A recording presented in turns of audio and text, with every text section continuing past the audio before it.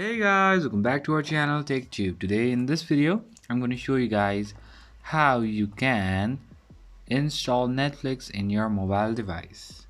I'll be teaching you guys a very easy step, so don't you worry about anything. And if you have any problem within the step or the process, just let me know in the comment section right away.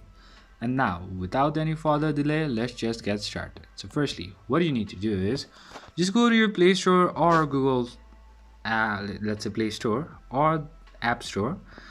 So I'm here in my Android device, so I'm going over here in my Play Store and just search saying Netflix, and then to this one which says Netflix inc dot.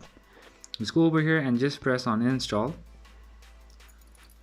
and not now, and it will be installed like this. So that's pretty much, guys, that's how you do it. I hope this video is helpful for you guys. So thank you for watching our video, guys. If you like our video, please leave a like and do not forget to subscribe our channel and also hit the bell icon so you never miss an update from us. If you have any queries, just let me know in the comment section right away, and I'll see you guys again in our next video. Till then, stay safe, guys. Thank you for watching.